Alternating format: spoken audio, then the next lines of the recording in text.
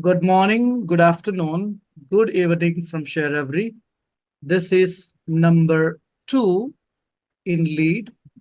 We are going to have a discussion on educational leadership.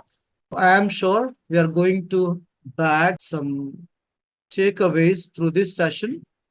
Without further ado, I would like to request, please give a big round of applause to welcome Coach Edward Gordon to share his expertise in this session today.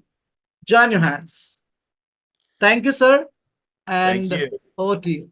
Coach Ramabu, for his opportunity again to be here and be able to partner with sharEvery as we are beginning this journey around educational leadership. We talk about this work around educational leadership and we begin this journey. There are some foundational pieces that we definitely have to talk about and put in place. But also, as we are talking and beginning this work, this is going to be interactive. It's not going to be a situation where it's 30 minutes of me talking about these concepts and then we start interacting. We're going to start interacting right away. And with this is an opportunity to take yourself off of mute, to be able to answer the questions, have discussion. We're going to be talking about some perspectives in reference to what's happening here in the United States around education. And for all of us that are coming in as coaches, we also want to learn exactly how things are being considered and looked at in India and also other parts of this world. One thing that I want to be able to talk about is the fact that we're going to start this journey talking about strategic leadership. And when we talk about this, there's some key components that we're definitely going to need to talk about to lay a foundation. The first part of it is around vision. When we think about this in the context of school, we think about it in reference to the work that we're doing in terms of educational leadership. When you hear the word vision, what does that mean to you? When you mention the word vision, how do you define vision?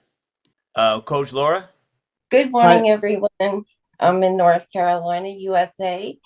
And when I think of vision, I think of my purpose is to leave an impact on young people about mental health. And with that vision, the next step I need to learn is the adequate skills in order to be heard globally. And that's why I'm here, so that I can make my vision a reality and improve all the time. Okay. That's my vision. Thank you, Laura. So stay off of mute right now. Okay. Okay.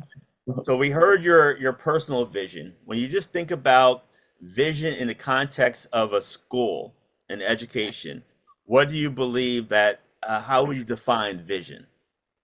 Vision for a school would be to have help on staff every day for young children that are struggling with anything in their personal lives, where they can feel comfort, confiding in people, and receiving hugs and things that they may be lacking at home. And to encourage them to be the best and to not have limits, because we are limitless if we believe in ourselves. Okay. So what Coach Laura has mentioned is about what type of things should be happening within the school building to be able to show some comfort, some support, to be able to hear what the students need and actually work to provide it. Am I hearing you correctly at this point in time, Laura? Yes. Coach 𝐁𝐮𝐢𝐥𝐝, please. I want to hear, how will you define vision? First of all, hello everyone, and thank you for the question, Coach Edward. For me, vision is sense of clarity, and also when you're clear about what you want to do, then the next thing what you do is try to bring your plan into fruition. So, for example, we spoke about a school scenario. Now, I want the school which I own to be the best in that locality. So, I have a plan and also a clarity of how I'm going to do that. So, I can bring that plan into action or into fruition only if I'm clear about how I'm going to achieve that. So, that's vision for me. Okay. Thank you. Thank you, Coach 𝐁𝐿𝐢𝐥𝐝, for that. All right. So, one thing that Coach 𝐁𝐿𝐢𝐥𝐝 has mentioned is the fact that you have clarity, okay, about where you're going, okay? Then she started mentioning about a plan. We're going to get into that, okay? But right now, we're going to really listen to and hang on to the part about the fact that you have clarity. Coach Galarana. Hi, good evening, everyone. So, Coach Edward, for me, vision is when my dream is combined with the action. And I have worked out that how I am going to work on it. That's my vision. Means if you have a dream somewhere, then only you can work on it. So you have to, for being a school, if you say, for me, the vision of a school is where the child should have the liberty to work according to her skill and choice. It's important for everyone to have the knowledge of all the subjects. But we should distinguish that with this child is very good in this particular subject, and we have to work on this. So in this way, we are not going to force the child, and they will never be stressed. And in India, it is that children are stressed a lot because of this pressure and all the thing. I am talking about the scenario. I don't know about your country, but as I deal with the students, they are quite stressed with all the subjects that I am not interested and I have to study with this. And we are forcing them to do it to get the grades and all the thing. So I think we should teach, the education system should be skill oriented, where the child could give him or her best in that. That's my opinion. Okay, okay. So it's good to be able to hear how we are all thinking at this time in reference to vision, okay? And there's some other words that you have been putting into this definition of vision. And before I state my definition of vision of how I want you all to think about this in this context, Coach Springer, what are your comments before I share exactly where we're going to take everyone up? Go ahead, Coach. Yes. I love this conversation. This is paramount, for leadership. And it, to me, simply, vision is a preferred future state. It is what you point to. It is this perpetual, it's not stagnant, but it is end in mind. It is in And typically it needs to be something that everybody knows. And in order for everybody to know what it is, it needs to be succinct. It's almost like your battle cry. It's almost like a mantra. Everybody in your organization knows it and they can say it. And thus it's not a paragraph. It is a preferred future state. Very good, Coach Jeff Springer. So this is what I wanted you to understand is the vision is definitely that future state. Where do you see your school in the future? Okay. I know that there's different levels. This is what we're all learning here about how the schools are set up and organized here in the United States, and we want to be able to hear and learn from all of you how they're set up in North Carolina as well as in India. So we're all learning here in this process. So if in reference to an elementary school setting, okay, and we're talking about kindergarten, first, second, third, fourth, and fifth grade for right now, our purposes. If you were an elementary school leader, where do you see your students when they leave your school at the end of grade 5? If you are a middle school leader, grade 6, 7, and 8, where do you see your students when they leave grade 8? Okay, that future state. For the high school, grades 9, 10, 11, and 12, where do you see your students when they graduate from your school by grade 12? That future state, okay? How do you see them as educators? How do you see them as students living their life based on what you have placed inside of them and the experiences you're giving them? How do you see your students in terms of futures? That big idea, that is where you want to place in terms of vision, okay? So for our purposes, okay, the way I want you to think about this definition is in terms of the big idea of where do you see your students at by the end of the grade level that you are actually leading, okay? That's how I want us to define it. Any questions about that before we move on? Because there's some other pieces that I heard people start talking about that we need to really separate it out at this period of time, okay? And only thing I want you to know right now is that the vision is about where you're going, that big idea in terms of the future. That is it for vision. Let's talk about mission, okay? How do you define mission? Coach Gordon, I'm Arumugham. Yes, go ahead. Yes, thank you. Vision is where do you want to go? Where do you want to reach after a certain point of time? That should be the vision. Whereas mission is how and what steps we take to reach that place, the position. So that is mission. Yes. Thank you very much. It's very clear that we understand the vision as where we're going, okay? And that big idea where we see ourselves in the future. And very clearly is that the mission is the how-to. What are we doing to actually get there to achieve and see our vision come to fruition, okay? And many times we get into situations when I go and visit schools and so forth, we have these statements, okay, mixed up and all twisted up and all combined, okay? So there's two separate things that are happening here.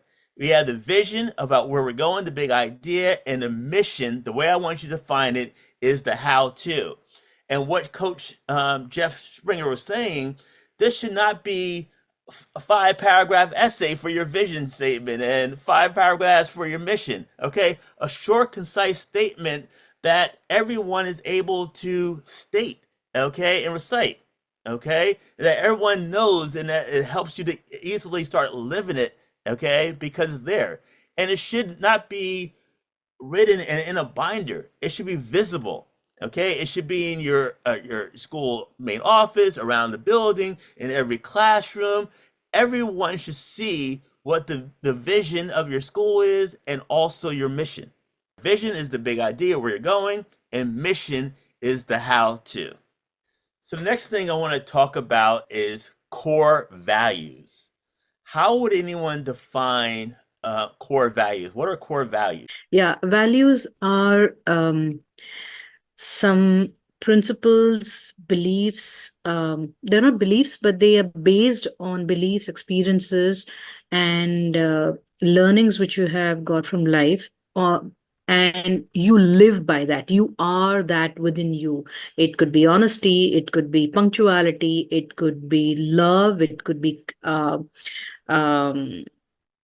family, it could be acceptance, it could be forgiveness. There could be various values by which you live.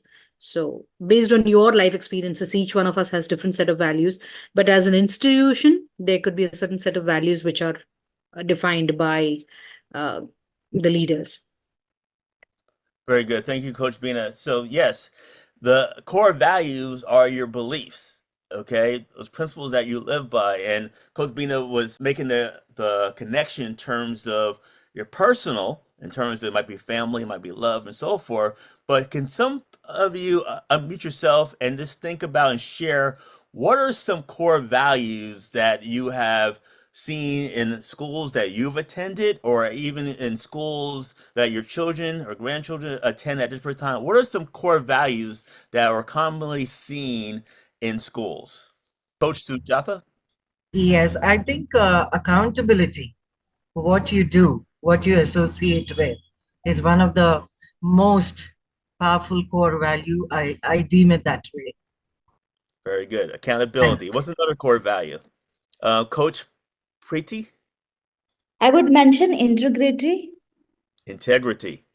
Very good. Yeah. Very good. Transparency as well. Yes. So What's that's another core both. value? We talked about accountability, integrity. Coach 𝐿𝐲𝐿𝐲? Yeah. So I was about to say sticking to the schedule, like being on time, sticking to the time, like on time. Discipline. Yeah, you Discipline. could say that. Okay. Yeah.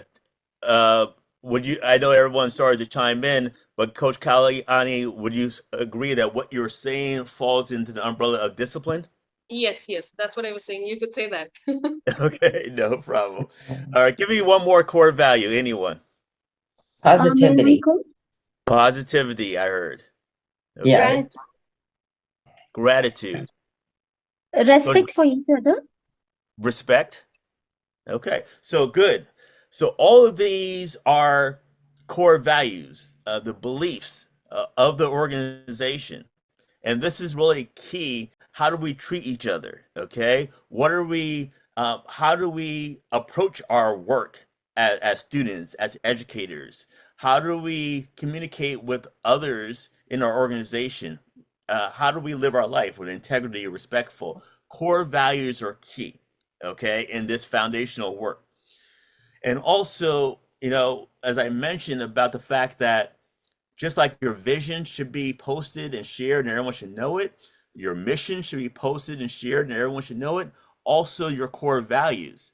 And in school settings, you might have 3 to 5 or 6 different core values. This is something that should be reinforced at the beginning of the school year, going over all the core values. There should be lessons around it, opportunities to have some role play to be able to demonstrate what it is and what it's not, okay? And I believe that after the beginning part of the year, taking each core value do not have to be in particular order. It could be also make sense in reference to the time of the year. So for example, in some of the schools that I've led, and perseverance might have been a core value, what we did during around the month of November, we talked about perseverance a lot because that was near the end of the first marking period. We wanted to have a focused push on improving our grades. So we talked about working through some of our academic challenges. So you see how these core values actually become important to what we do within our school setting, okay? Integrity. Many times as leaders, people want to like really go after our teaching staff and individuals and all right, you did something wrong, we're gonna fire you, terminate you, okay? with this whole process, I think that we definitely have opportunity to really change our thinking and our approach for a situation. So for example, yes, something might have been talked about in reference to the fact that I'll just use an example. The teachers are asked to grade papers for our students, their essay papers, within 24, I'll say 48 hours. Get them the grades back to the students within 48 hours. So they gave the assignment on Monday to the students. The students should have had grades back on Wednesday, but you found out as the leader that the teacher didn't give the reports back to the students until Friday. You asked the teacher about that. He said, yeah, I gave them back to them on Wednesday, but you know for a fact, because parents have complained, students have complained, that they didn't get the papers back or results back until Friday. So what happens now that you know the truth about what happened and the fact that the papers were not returned on a proper day, when you're having a conversation with that teacher, okay, should have a set of core values, okay, to be able to they're adults within their organization, their leadership within the organization, the staff, doesn't matter if it's a corporation, doesn't matter if it's a school, there should be some core values and beliefs that drives that organization. Can I play with you or play with the toy that you have? Can we share? All those type of things can, even at the elementary level, can be addressed. Okay, and it's different how you approach it at the middle school or high school, but it's the same word. It's just the way that you actually teach it. Coach Bina? Yeah, I just thought of an analogy to map it to, like, maybe, you have family, you have grandparents, and then you have your parents and you have your uncles and aunts. So, like, grandparents have passed down a certain values. They have passed on certain values to us, which our parents got. And our parents, or uncles and aunts, within your family, your parents have given you a certain set of values, but there would be a few, 2 or 3 values which are common between your grandparents and your parents. So, like, family tree within an organization and an institution. So, like, grandparents are the organization, and there might be 3 different institutions under the umbrella of the big organization, but there would be 2 or 3 values which are common across all institutions. And 2 or 3 could be vary depending on the intent, the outcome, the stream of education, or the area, or yeah. Very good. That's a good connection to, analogy based on the family, what we believe in as a family and how it's passed down. Very good. Coach Sangeetha? Coach Edward, I just want to understand that vision and mission and core values are interrelated. Yeah, so I'm going to teach you how they all are connected. But at this initial foundational pieces, I needed for everyone to define them separately right now. Okay? So you're going to see how it all comes together, but there's actually 6 terms that we're laying this foundation for today, and you're going to see how it all starts to come together throughout all of the leadership qualities in terms of strategic, instructional, organizational, culture and climate, ethical, and community engagement leadership. Once you have these 6 components that we're going to talk about today, you're going to see how it all comes together. Coach Janika Ram? Good evening, sir. Actually, what I understand from all these things is vision. It's a long setup. It's a long setup. Mission, the steps that we made to the steps that make us to lead to that final destiny.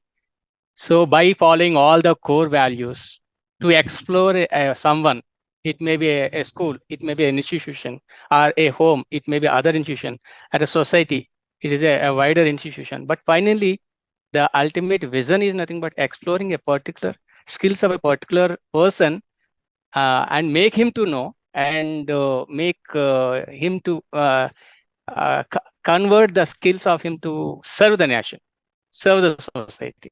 So that's the final vision, maybe what I understand. Thank you, sir.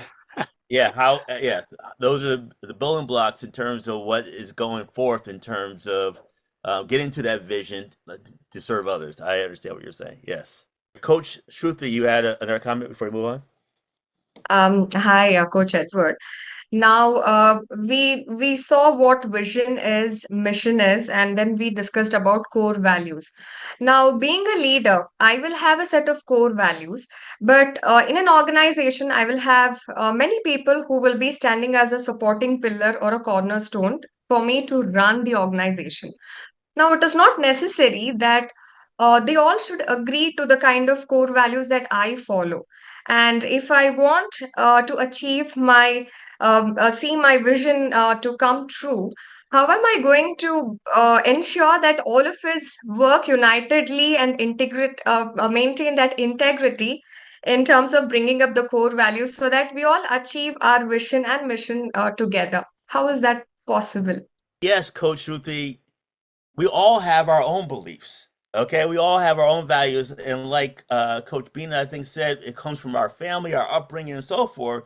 But also, when we have that, we're also to understand we're coming into an institution, we're coming into a school that's also going to have some core values. Some of them are going to be directly aligned to ours, but also we're going to have our own as well that leads who we are. We're going to work through a process to help you understand how members of your organization are going to have to be aligned with your vision of the organization, not necessarily your vision, but the vision of the organization, the mission of the organization, and the core values of the organization to move forward. And we're going to work through how to actually get that to happen. We're going to work there. One more comment, and then we're going to move on. Coach Sandra? I would like to mention my core value, and that is collaboration. Because Okay. when we work together in an organization, we need to collaborate with each other. That is one of my core value. And the other thing is responsibility. Okay. Handling students is a responsible thing. Sudha ma'am, she said about accountability. Yes. And even a responsibility. A child is our own responsibility, as if we are the parents. And once we have this responsibility and we have good collaboration, and ultimately we can link ourselves. And for that, we should have strong, every organization has a some vision and vision. So when those are core values are attached with that, definitely people are in the same alignment. That's what I think. Over to you, Yes. Coach. Yeah, very, very good. And you mentioned some other key core values that I've seen in other schools in terms of responsibility as a core value, as well as collaboration. So thank you for definitely adding that. Now, what I want to talk about is stakeholders. In education, okay, who are the stakeholders? So again, you can unmute yourself and just call out who are some stakeholders in education. It is the parents, students, and the management, or maybe the leaders of that school. Okay, so you said parents, students, and leaders. And leaders. Okay. Go Representing ahead. the management. Okay, that's very good. Coach Janakaram? Officers, education officers, and Okay. ministers of education, and Okay. central education ministers, and educationalists of the nation, and all eminent personalities of the sessions are also important. Okay. Yes, Coach. All these are the stakeholders for the build-up of the nation. Everyone is responsible for the build-up of the nation. That comes from the school, begins from the school education. All right. Thank you, Coach Janakaram. Coach Banakar. Yeah, Mr. Edward. The stakeholders are starting from the institution, like we can say the owner. So all the persons who are involved in the process, directly or indirectly, are all the stakeholders of that particular institution. Okay. Very Thank good. you very much. All right.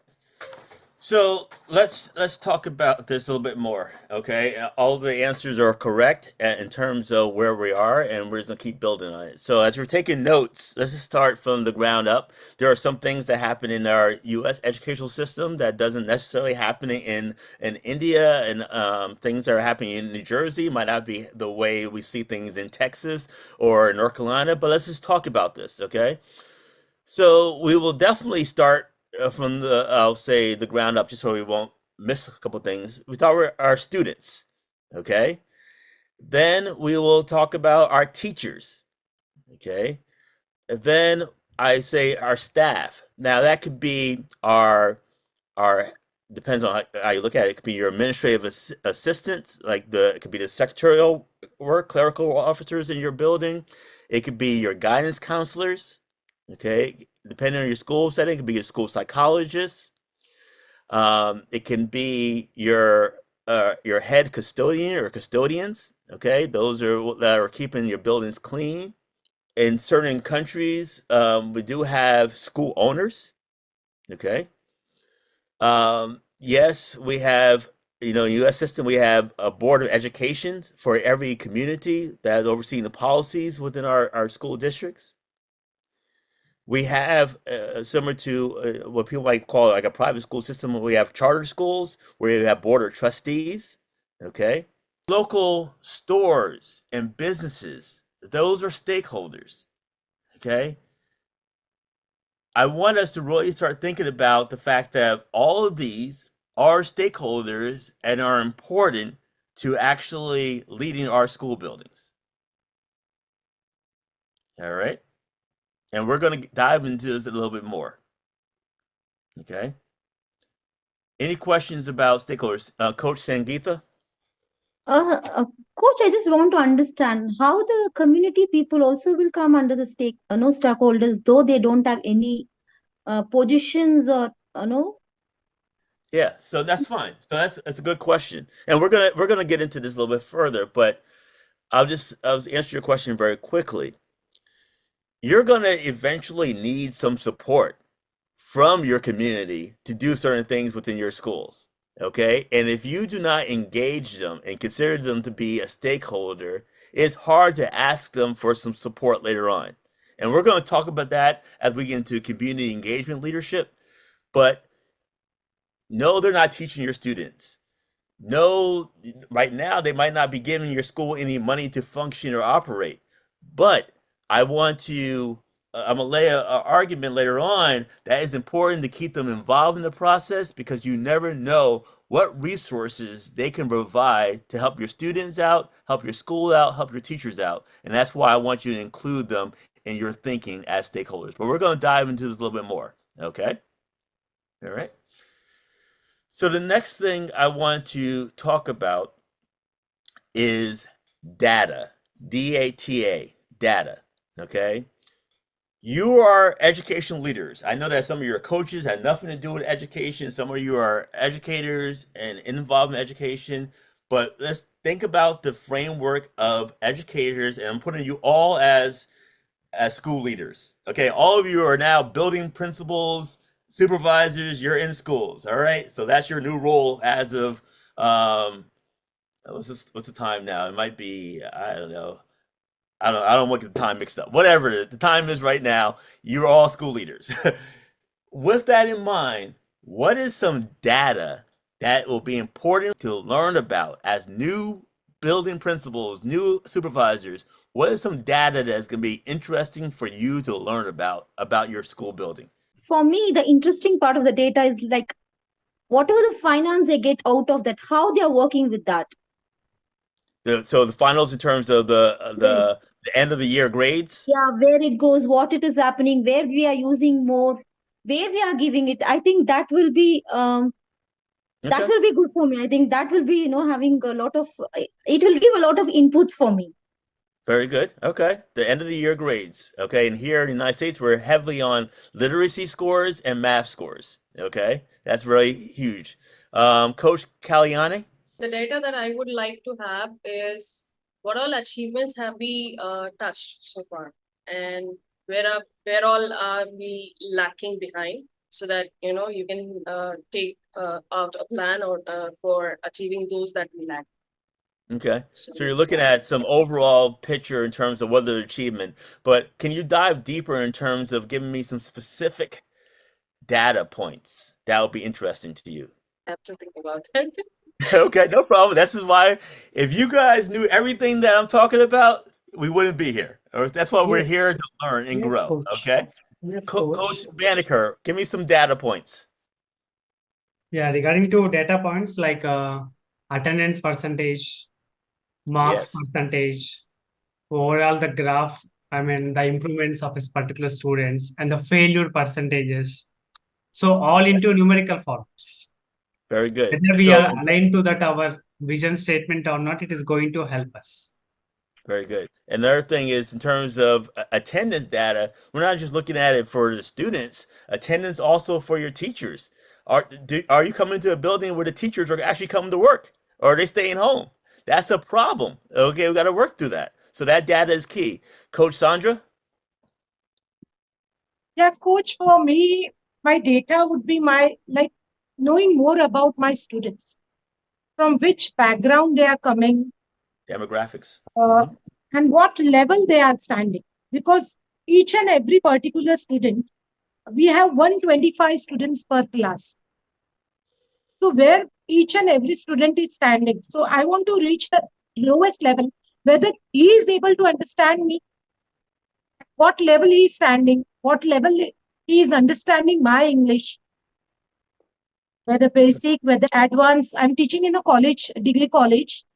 So to know their level, to know their background, their positions, their likes and dislikes, how to start, how to keep them attentive in my class. Very good. So I don't know whether I'm right, but that is my point of view. Very good. Very good.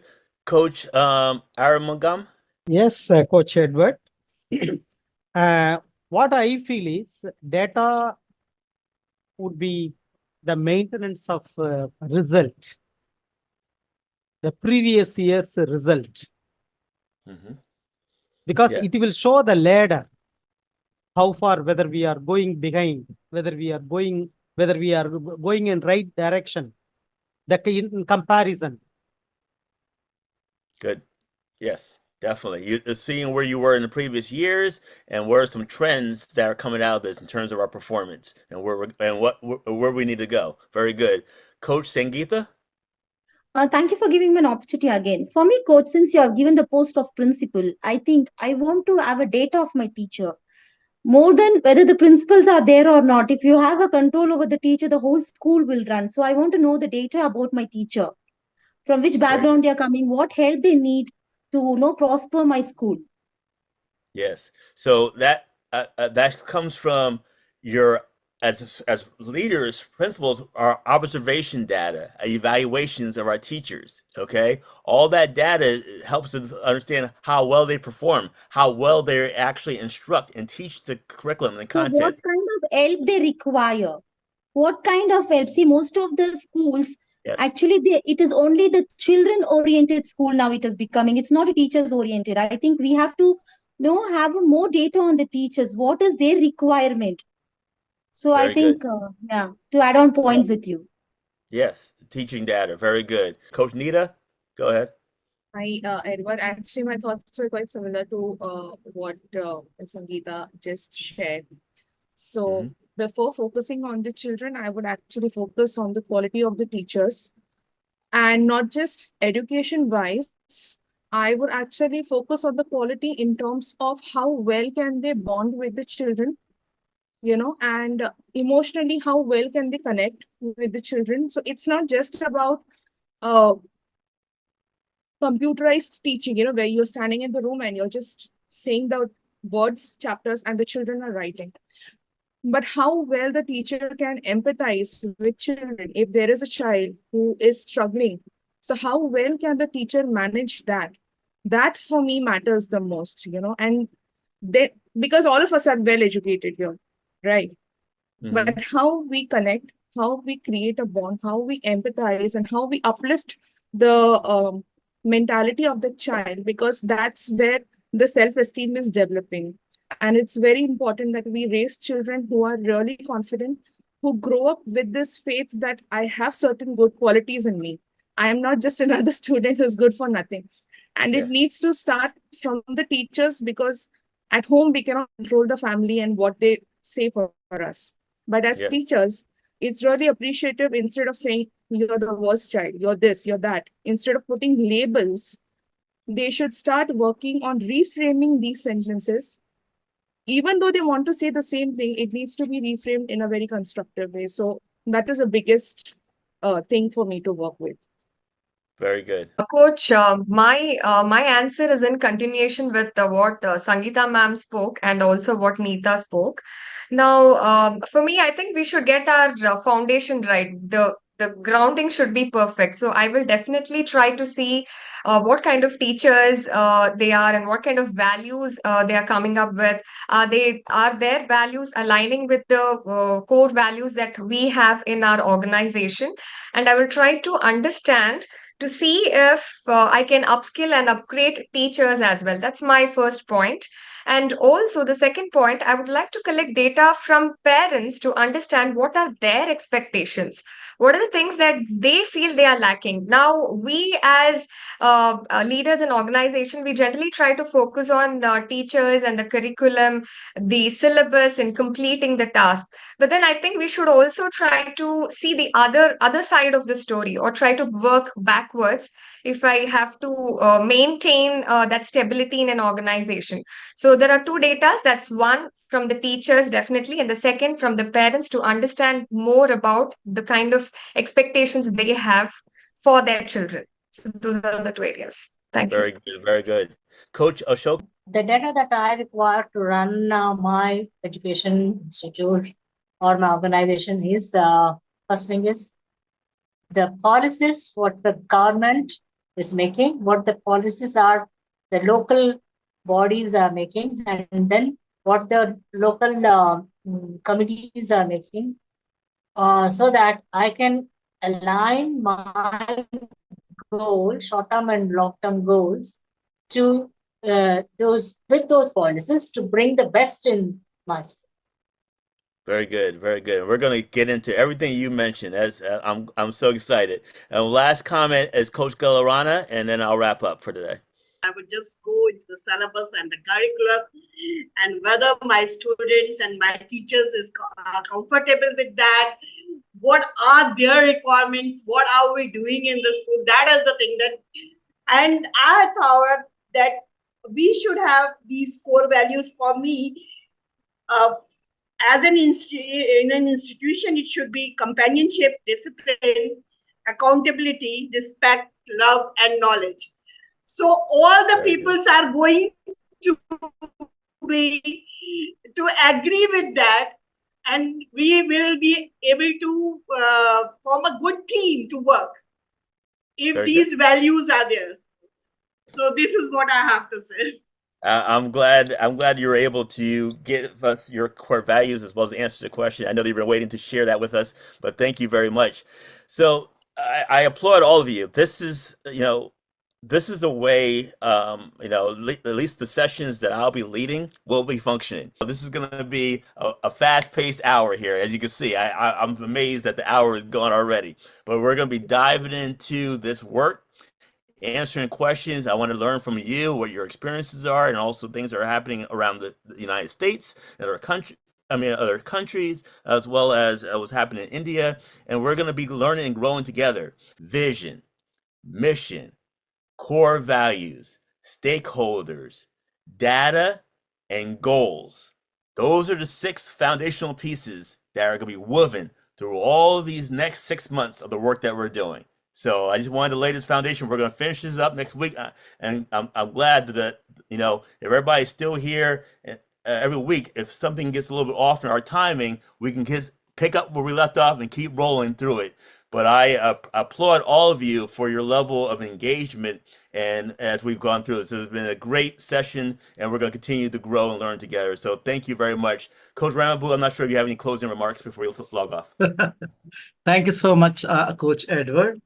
And we have learned 5 different pieces for educational leadership: vision, mission, and core values and stakeholders as well as data. And the same session is going to continue next Tuesday.